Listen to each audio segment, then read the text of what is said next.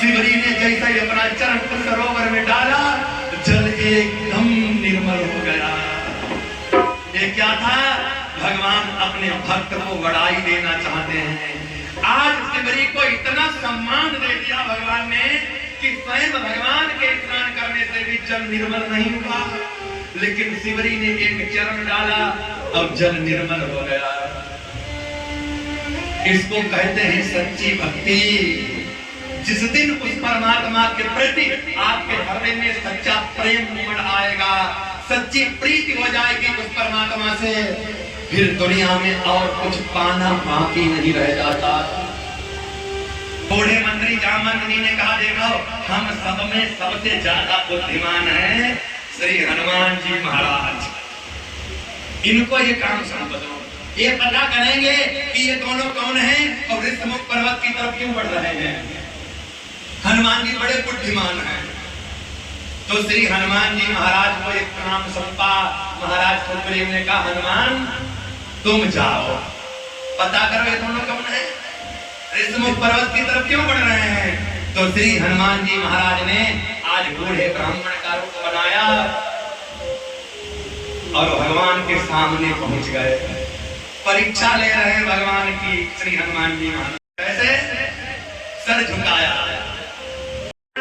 कंकरों से भरी पृथ्वी पर नंगे पांव, आप कौन हो?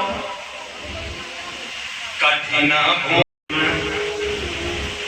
आपने चक्रवर्ती सम्राट महाराज दशरथ का नाम सुना? कहा हाँ। कौशलेश दशरथ के चाहे, अब हम पितु वचन मानि बन आए। चक्रवर्ती सम्राट महाराज दशरथ, अयोध्या नरेश, हम दोनों उनके पुत्र हैं। हमारा नाम है राम और ये मेरा छोटा भैया, इसका नाम है लक्ष्मण। नाम राम, मेरा नाम राम है, भगवान ने परिचय दिया। और लक्ष्मण दो भाई और संग नारी सुकुमारी सुहाई। मेरा नाम राम है, मेरा छोटा भैया लक्ष्मण, और हे ब्राह्मण मेरे साथ में मेरी प्राण प्रिया सीता भी थी। हनुमान जी ने कहा थी का क्या मतलब अब नहीं है? कहा अब नहीं है। कोई हरण करने गया निशाचर और उसी के विरह में हम रोते घूमते उसको ढूंढ रहे हैं। कथा सब जब हनुमान जी को बताई भगवान ने, राम जी ने कहा, हे ब्राह्मण देव आपने मेरे बारे में सब कुछ पूछ लिया, पूरी जानकारी निकाल ली आपने मेरे बारे में, लेकिन अपने बारे में अभी तक कुछ नहीं बताया। आप कौन हो, कहाँ रहते हो, कहाँ से आए हो, कहाँ जा रहे हो? अरे ब्राह्मण अपने बारे में भी तो कुछ बताओ। और जब भगवान ने सर झुकाकर प्रणाम किया हनुमान जी को, अपना परिचय दो ब्राह्मण। हनुमान जी इतना लजा गए, आज चरणों पर गिर गए भगवान के, अपने असली रूप में आ गए, उस ब्राह्मण रूप को त्याग दिया। अरे हमसे तो आज कितना बड़ा अपराध हो गया, मेरे प्रभु हमको प्रणाम कर रहे हैं। चरणों पर गिर गए हनुमान जी। तदा पहचानी अब परेऊ कहीं चले ना। ये कथा भगवान शंकर सुना रहे हैं पार्वती को। कहने लगे, पार्वती भगवान का हाथ जब हनुमान जी के सर पर आया तो हमको ऐसा ही लगा कि मेरे सर पर भी ठाकुर जी का हाथ आ गया। हनुमान जी और कोई थोड़ी है, मैं तो भगवान बोले ही ना। इसलिए भगवान शंकर कहते हैं, सो सुख उमा जाई नहीं वरना, और जो सुख हमको मिला उस सुख का वर्णन मैं अपने मुंह से नहीं कर सकता। उठाकर हृदय से लगा लिया हनुमान जी को भगवान ने। आज भक्त और भगवान का मिलन हुआ, हृदय से लगा लिया भगवान को। देखो हनुमान जी ने जब चरणों पर गिरे तो भगवान ने उठाकर हनुमान जी को अपने हृदय से लगाया। आज भक्त और भगवान का हृदय से हृदय मिला। प्रेम से बोलिए भक्त और भगवान किया है तो मैं उसको जरूर पहचानूंगा। जरा लेकर तो आओ। महाराज सुग्रीव उस चुनरिया को लेकर आए। तेरे भाभी के कुंडल हैं, मेरी आंखों में इतने आंसू कि मैं इन कुंडलों को नहीं पहचान पाऊंगा। तू जरा पहचान देख, क्या सीता के हैं ये कुंडल? लक्ष्मण भैया की तरफ जब कुंडल बढ़ाए, लक्ष्मण भैया ने उन कुंडलों को छुआ नहीं, दूर से ऐसे प्रणाम कर लिया और कहा भैया मैं कुंडल नहीं पहचान पाऊंगा। क्यों? ना हम जानाम के उड़े, ना हम जानाम कुंडले, अहम जानाम नीपुरो और नित्याधिचरण बंधना। मैं कुंडल नहीं पहचान सकता। क्यों? भाभी को कुंडल नहीं पहचान पाएगा। क्यों नहीं पहचान पाएगा? लक्ष्मण ने कितना सुंदर जवाब दिया, सुनिएगा आप लोग। उठाई नहीं पर नजरी, उठाई नहीं चेहरे गर्दन की तो बात ही और है, चेहरे गर्दन की तो बात ही और। जब भी सनम हुई मां हमारे सिया और मैंने ऊपर नजर ही उठाई नहीं, और चेहरे गर्दन की तो बात और है, मैंने देखी है मां की कलाई नहीं। देखा कितना सुंदर भाव लक्ष्मण का। कहने लगे मैंने कभी गौर से माता सीता का चेहरा नहीं देखा बड़े भैया। अरे कुंडल पहचान लो, बहुत बड़ी बात। मैंने कभी नजर भर के चेहरा ही नहीं देखा भाभी सीता का, कुंडल नहीं पहचान पाऊंगा। हाँ, अगर पैर का बिछुआ होता तो हम जरूर पहचान लेते। बिछुओं की पहचान हमको बहुत अच्छी है। क्यों बिछुओं की पहचान? क्यों? कहा मैं रोज उनके चरण छूता था। धन्य थे लक्ष्मण भैया। एक रामायण आती है राधे श्याम, राधे श्याम जी ने यहाँ पर कमाल किया है। एक चौपाई राधे श्याम रामायण को सुनो। लक्ष्मण से जब कहा कुंडल पहचानो तो क्या जवाब दिया लक्ष्मण ने? मैंने तो चरण निहारे हैं और देखे मैया के कान नहीं।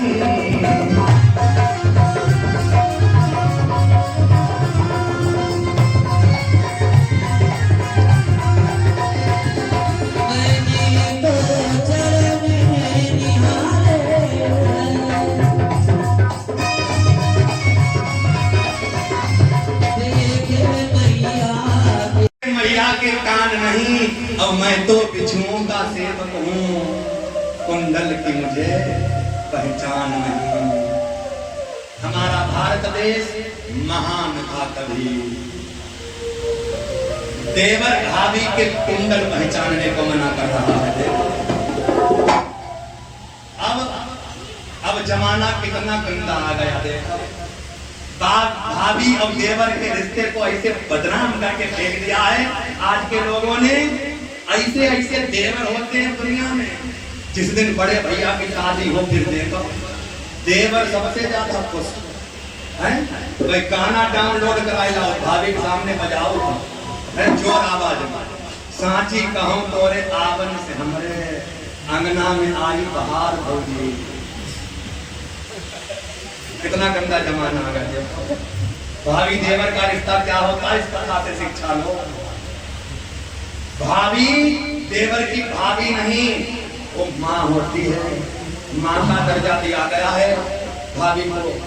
और देवर देवर देवर नहीं, वो पुत्र के दर्जे पर बैठा है। पुत्र की भांति भाभी को प्यार करना चाहिए देवर को।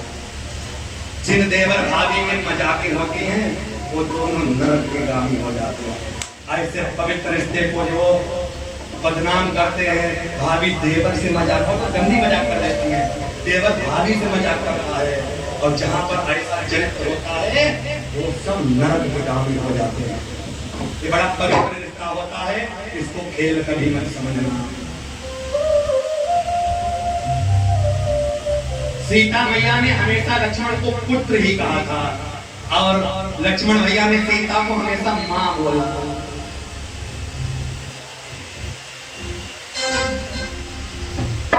प्रेम से बोलिए सच्चिदानंद भगवान की जय हो। और राम यानी राम जी से महाराज सुग्रीव ने कहा सीता जरूर मिल जाएगी, आप परेशान मत हो, हम आपको वचन देते हैं, हम आपकी सहायता करेंगे सीता की खोज करने में। राम जी ने कहा मित्र सुग्रीव एक बात बता दो, मेरे बारे में आपने सब कुछ जान लिया, अब हमारी सहायता करने को भी तैयार, लेकिन अपने बारे में अभी तक कुछ नहीं बताया। राम जी कहने लगे हमने तो ऐसा सुना कि आप इस विंध्या के राजा थे, अब अपना राजपाट छोड़कर इस पहाड़ पे क्यों पड़े, पर्वत पर क्यों पड़े हो? जब ये कहा कि तुम पर्वत पर क्यों पड़े हो तो सुग्रीव तो फूट फूट कर रोने लगे और भगवान के चरणों पर गिर गए। कहा भगवान हमारा दर्द आपसे बड़ा है, हमारी कहानी आपसे ज्यादा दर्द भरी है। कैसे? कहा आप ये तो कहते हो कि आपकी प्राण प्रिया सीता को कोई चुरा ले गया, आपको मालूम नहीं, अब हमको जानते हैं हमारी पत्नी रूमा कहाँ है। सुग्रीव की पत्नी भी रूमा से और रूमा छीन ली गई सुग्रीव से, हम तो जानते हैं, लेकिन जानते हुए उस अपराधी का हम कुछ नहीं बिगाड़ पा रहे हैं। भगवान ने कहा तुम्हारे कहने का मतलब क्या है बताओ। तो महाराज सुग्रीव ने अपनी पूरी समस्या भगवान को समझाई। आप लोग इस कथा को सुनाओ। हाँ। और रात्रि के 12 बजे हमारे गांव में आया, अब उसको अपनी शक्ति पर बहुत अहंकार था, सबको ललकारता घूमा, कोई मेरे से युद्ध कर सकता है, कोई मेरे से युद्ध कर सकता है, लेकिन इतनी शक्तिशाली वो था कि उससे कोई लड़ने को तैयार नहीं। शक्ति के अहंकार में और रात्रि के 12 बजे काली भैया को भी उसने ललकार लगाई। सुग्रीव ये कथा राम को सुना रहे हैं और कहा हमारे भैया वाली किसी की ललकार नहीं सहन करते थे, वो तुरंत घर से निकले। अब उस राक्षस ने जब भैया बाली को देखा तो वो डर गया। क्यों? बाली को एक वरदान था, कोई भी दुश्मन अगर उसके सामने आएगा तो दुश्मन की आधी शक्ति वो बाली को अपने आप मिल जाती है, उसको वरदान है। सामने वाले की आधी ताकत बाली के शरीर में पहुंच जाती है, इसलिए अपनी ताकत तो है और आधी ताकत दुश्मन की मिल जाती है, इसलिए बाली जीत जाता था सबको। अब मैं दानव उस राक्षस ने जब देखा कि ये तो है बाली, अब तो मैं हार जाऊंगा इससे, तो वो राक्षस डर की वजह से भागा। बाली ने उसका पीछा किया, भागते भागते गुफा के किनारे जब पहुंचा, एक पर्वत की गुफा के अंदर वो राक्षस घुस गया। बाली भैया भी उसके पीछे घुस गए। सुग्रीव सुना रहे कथा और कहा हे राम, बड़े भैया बाली हमसे बड़े थे और भैया के नाते मैं इनके संग में गया।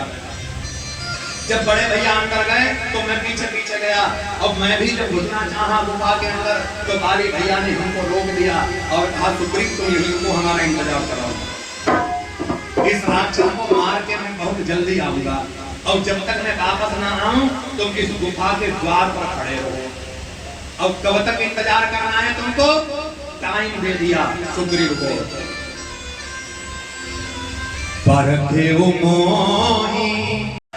अच्छा, बाली सुग्रीव को 15 दिन इंतजार करने को क्यों कह गया?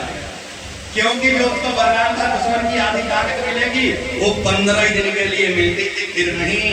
इसलिए वो कह रहा अगर 15 दिन के अंदर भी हम राक्षस को मार के ना लौटे तो तुम रुकना मत, तुम तुरंत अपने घर चले जाना, नहीं तो मैं मारा जाऊंगा और तुम भी मारे जाओगे मेरे भाई, चले जाना तुम। सुग्रीव कह रहे राम जी से भगवान बाली भैया ने 15 दिन के लिए हमको रुकने को कहा, एक बात, लेकिन हम वहां पर रुके 1 महीना इंतजार करते रहे बड़े भैया का। 1 महीना 1 दिन हो गया, बाली भैया फिर भी राक्षस को मारने के बाद नहीं आए। 1 महीना 1 दिन जब हुआ तो उस गुफा से एक खून की धारा निकली, खून। बाली और सुग्रीव ने कहा भगवान हमने सोचा कि बाली भैया को राक्षस ने मार दिया, अगर राक्षस बाहर आ गया तो वो हमको भी मार देगा। इसलिए सुग्रीव ने बहुत बड़ा पहाड़ यानी चट्टान पत्थर उठाया और उस गुफा के द्वार पर लगा दिया, उस गुफा को बंद कर दिया और कहा भगवान वो पत्थर जब हमने गुफा पर लगाया, वो विद्या केवल हम दो भाइयों को ही आती थी। या तो उस पत्थर को मैं हटा सकता हूँ या फिर हमारे भैया बाली, और कोई नहीं। मैंने कहा बंद कर दिया, राक्षस बाहर नहीं निकलेगा। अब महाराज सुग्रीव अपने घर चले आए। ये सब कथा सुना रहे राम जी को सुग्रीव। कहा भगवान गद्दी खाली पड़ी थी, अब मंत्रियों ने जब गद्दी को सुना देखा तो हमको वहां का बना दिया राजा, किष्किंधा का राजा बना दिया हमें, मेरा कर दिया राज्य अभिषेक। यानी किष्किंधा के राजा अब बन गए हैं सुग्रीव। लेकिन सुग्रीव कह रहा है राम बाली भैया मरे नहीं थे, वो तो जिंदा थे। उन्होंने 1 महीना जब 2 दिन हो गए तब उस राक्षस को मार पाया। और मारने के बाद अपने आए घर, देख हमें जी भेद बढ़ावा। जब सुग्रीव को राजा बने बैठा देखा अपनी गद्दी पर बाली ने, तो बाली इतना खिसिया गया, अब इतना मारा सुग्रीव को उसने दुश्मनों की भांति पीटा। सुग्रीव कथा सुना रहे हैं हमारे भैया बाली ने हमको मारा दुश्मनों के तरीके से। रिपुसन मोहि मारे से अति भारी, और हरिली में सरवस अरुणारी। हमारा राज्य हमसे छीन लिया और हमको दुश्मनों की भांति पीटा, और राज्य छोड़ो हमारी पत्नी रूमा को भी हमसे छीन लिया, अब हमको मार के राज्य से बाहर निकाल दिया। और कहा सुग्रीव अगर दोबारा कभी मेरे राज्य में तू नजर आया तो मैं तेरे प्राण ले लूंगा। सुग्रीव की पत्नी रूमा को भी छीन लिया। ये कथा जब भगवान को समझाई सुग्रीव ने, तो भगवान की आंखें क्रोध में लाल, और इतना क्रोध में आ गए भगवान, दोनों हाथ ऐसे ऊपर उठाए और कहा सुग्रीव आज दशरथ नंदन नाम की प्रतिज्ञा करता है, एक कसम खाता है। क्या? सुन सुग्रीव में मारी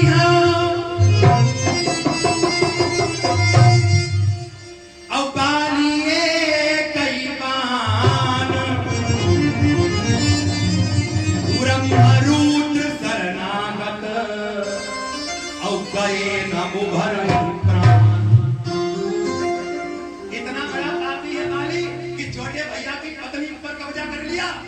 इससे बड़ा पाप और क्या होगा? बाली अब नहीं बचेगा, मेरे हाथों से मार दूंगा उसको। लेकिन मारने को कैसे कहा? सुन सुग्रीव में मारियो बाली है कई बाण, एक बाण से उसको मार दूंगा। और जब भगवान ने कहा एक बाण से बाली को मार दूंगा, तो सुग्रीव को हंसी आ गई, बड़ी तेज हंसे। कहा राम भगवान एक बात बताओ, इतना कमजोर भी नहीं है हमारा भैया कि आप उसको एक बाण से मार दो, इतना निर्बल नहीं है। भगवान ने सोचा कि सुग्रीव को अहंकार है अपनी भैया की शक्ति पर। कहा तुमको कैसे भरोसा दिलाएंगे कई बाण से मार देंगे? कहा परीक्षा नहीं आपकी? कहा ले लो। एक दुंदवी नाम का राक्षस था, बाली भैया ने उसको मारा। अब मारने के बाद वहां से नहीं हटाया, तो उसकी हड्डियों से 7 वृक्ष निकले ताड़ के, यानी ताड़ के पेड़ है 7। कहा राम अगर आप एक एक बाण से एक एक वृक्ष का भेदन कर दें, एक एक पेड़ को गिरा दें एक एक बाण से, हमको भरोसा हो जाएगा कि आप इतने प्रतापी हो कि बाली को एक एक बाण से मार दोगे। भगवान ने कहा दिखाओ जरा वो पेड़। दुंधर अति ताड़ दिखराए और बिनु प्रयास रघुनाथ खाए। भगवान ने धनुष की डोरी पर बाण चढ़ाया और एक ही बाण से 7 वृक्षों का भेदन कर दिया। सुग्रीव ने क्या कहा था? एक एक बाण से एक एक पेड़ गिरा दो। अब भगवान ने एक एक बाण से 7 पेड़ को गिरा दिया। सुग्रीव समझ गया है बड़े प्रतापी हैं, ये जरूर मार देंगे बाली को। देखिए हालांकि उसने छोटे भैया की पत्नी यानी सुग्रीव की पत्नी को भी छीन लिया, उस पर अपना कब्जा जमा लिया बड़े भैया बाली ने, लेकिन फिर भी भैया भैया ही होता है। सुग्रीव बदल गया, भैया कहीं मारा न जाए। तो सुग्रीव ने हाथ जोड़े भगवान को, कहा भगवान अब हमको पद नहीं चाहिए भैया का। अरे पत्नी भी नहीं चाहिए, राज्य भी नहीं चाहिए, अब भैया का पद भी नहीं चाहिए। क्यों? अब क्या चाहिए तुमको? तो कहा सुनो, अब प्रभु कृपा अब करो यही भांति